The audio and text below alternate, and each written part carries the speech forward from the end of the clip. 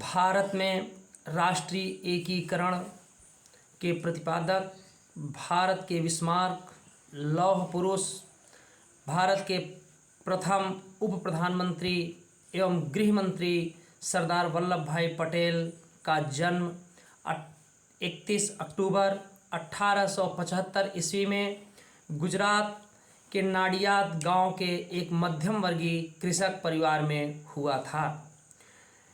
सरदार पटेल का प्रारंभिक जीवन अत्यंत कठिनाइयों के साथ बीता। इनका परिवार उतना धनी और संपन्न नहीं था कि समाज के लोगों के साथ बराबरी कर सके, लेकिन ईमानदारी, कर्तव्यनिष्ठा के बल पर आगे चल करके इन्होंने देश के लिए जो भी कार्य किए वे अत्यंत सराहनीय हैं। सरदार पटेल बचपन में ज़्यादा कुशाग्र बुद्धि के छात्र नहीं थे। इन्होंने 22 वर्ष की अवस्था में नाडियाद के पेटलाड माध्यमिक स्कूल से हाई स्कूल की परीक्षा 22 वर्ष की उम्र में पूरी की। इनके सामने समस्या थी रोजगार की और शिक्षा भी प्राप्त करने की।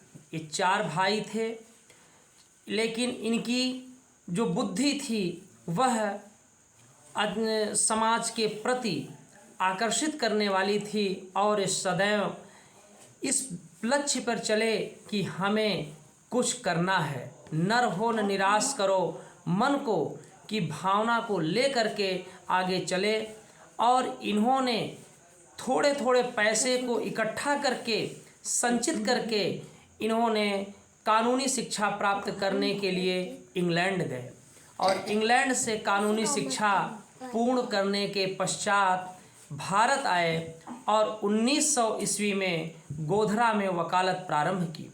फौजदारी के एक माने जाने वकील बने और इनकी प्रतिभा और विधिवेत्ता को देख करके 1917 ईस्वी में महात्मा गांधी ने इनसे संपर्क किया।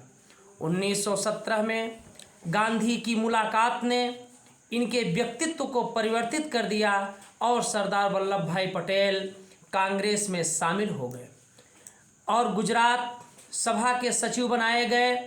कांग्रेस के लिए इन्होंने कार्य करना प्रारंभ किया और गुजरात में कांग्रेस का उस समय जो भी अस्तित्व था उसके लिए पूर्ण श्रेय सरदार पटेल जी को जाता है। गांधी को सरदार पटेल अपना राजनीतिक गुरु मानते थे और गांधी जी के कहने पर 1918 ईस्वी में खेड़ा के आंदोलन में शामिल हुए। 1923 में ब्रिटिश कानून के खिलाफ इन्होंने सत्याग्रह प्रारंभ किया। 1928 में वारडोली सत्याग्रह की सफलता प्राप्त करने के पश्चात वहाँ के लोगों ने इन्हें सरदार की उपाधि प्रदान की। तब से इनके नाम के आगे सरदार शब्द जोड़ा गया। इनकी कीर्ति को देख करके कांग्रेस के अध्यक्ष मोतीलाल नेहरू ने 1931 में कांग्रेस का अध्यक्ष मनोनीत करने की संस्तुति प्रदान की और सरदार वल्लभ भाई पटेल को भारतीय राष्ट्रीय कांग्रेस का अध्यक्ष चुना गया। सरदार पटेल जी छुआछूत, नशाखोरी आदि का विरोध करते थे और सदैव इन्होंने महिला सशक्तिकरण की बात की। इनका कहना था कि नशा और जातिगत भेदभाव हमारे समाज को नष्ट कर देता है, अतः हमें इससे ऊपर उठ करके हमें अपने देश का विकास करना चाहिए। इन्हीं कर्तव्यनिष्ठा, ईमानदारी, पारदर्शिता के परिणाम स्वरूप देश स्वतंत्र होने के पश्चात इन्हें गृह मंत्रालय जैसा महत्वपूर्ण विभाग इन्हें प्रदान किया गया और भारत के प्रथम उप प्रधानमंत्री भी बनाए गए। जिस समय हमारा देश स्वतंत्र हुआ उस समय हमारे देश में 565 रियासतें थी, जिनकी सबसे बड़ी समस्या उनके विलय की समस्या देश के सामने थी। पंडित जवाहरलाल नेहरू ने और गांधी जी ने मिलकर के विचार रखा कि यदि ये रियासतें पाकिस्तान में चली जाती हैं या अपना अलग से प्रभुत्व स्थापित कर लेती हैं तो देश की एकता के लिए एक संकट पैदा हो जाएगा। एक कठोर प्रकृति और स्वभाव के बुद्धिजीवी व्यक्ति थे। सरदार पटेल ने कहा कि आप चिंता न करें, इस कार्य को हमारे ऊपर छोड़ दें, और इन्होंने बड़ी ही सूझबूझ और ईमानदारी के साथ 562 रियासतों का विलय भारत की संघीय व्यवस्था में कराया। 3 रियासतें बचीं जिनमें जो कि अपने प्रभुत्व की रक्षा के लिए स्वयं एक रियासत के रूप में अपना अस्तित्व स्थापित करना चाहती थीं या पाकिस्तान में सम्मिलित होना चाहती थीं। उसमें प्रमुख थी हैदराबाद की रियासत, जिसका निजाम अपनी स्वयं की सत्ता स्थापित करना चाहता था। अतः इन्होंने ऑपरेशन पोलो के तहत भारतीय सैनिकों को हैदराबाद में मार्च करने का आदेश जारी किया और 100 घंटे के अंदर हैदराबाद के निजाम ने भारतीय सेनाओं के समक्ष आत्मसमर्पण करके भारतीय संविधान की प्रभुसत्ता को स्वीकार किया। जिस प्रकार जर्मनी के एकीकरण का श्रेय बिस्मार्क को जाता है, उसी प्रकार भारत में रियासतों के एकीकरण का श्रेय सरदार वल्लभ भाई पटेल को जाता है। अतः इन्हें उसी दिन से भारत का बिस्मार्क और लौह पुरुष की संज्ञा प्रदान की गई। सरदार वल्लभ भाई पटेल जी वास्तव में एक बुद्धिजीवी, कर्तव्यनिष्ठ, ईमानदार और उत्कृष्ट भावों से परिपूर्ण व्यक्ति थे।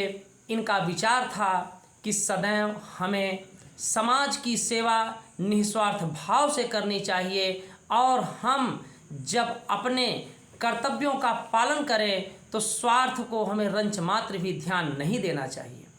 एक समय की बात है कि जब गोधरा कोर्ट में इन न्यायालय में बहस कर रहे थे और उसी समय इनकी पत्नी का स्वर्गवास हुआ। टेलीग्राम के द्वारा इन्हें जानकारी प्राप्त हुई कि इनकी पत्नी का स्वर्गवास हो गया है। इन्होंने टेलीग्राम को अपने जेब में डाल लिया और न्यायालय की पूरी कार्रवाई समाप्त करने के पश्चात वे अपनी पत्नी के क्रियाकर्म में सम्मिलित होने के लिए गए। सरदार वल्लभ भाई पटेल की इसी दृढ़ शक्ति एवं इच्छा, कर्तव्यनिष्ठा एवं ईमानदारी के परिणाम स्वरूप 1991 में भारत सरकार ने मरणोपरांत भारत रत्न से सम्मानित किया और ऐसी महान विभूति का 15 दिसंबर 1950 ईस्वी को स्वर्गवास हो गया। अतः हम सबका यह परम कर्तव्य होता है कि भारत में राष्ट्रीय एकता की अलख जगाने वाले, जाति पाति अस्पृश्यता, महिला अस्पृश्यता का विरोध करने वाले, महिला सशक्तिकरण को प्रोत्साहित करने वाले सरदार वल्लभ भाई पटेल के मार्गदर्शन में चल करके पूरे विश्व को ही नहीं बल्कि पूरी पृथ्वी को अपना परिवार मान करके हम भारत की एकता और अखंडता की रक्षा करें। यही हमारा परम कर्तव्य होता है और इसीलिए इनके जन्मदिवस को राष्ट्रीय एकता दिवस, राष्ट्रीय एकीकरण दिवस के रूप में मनाया जाता है।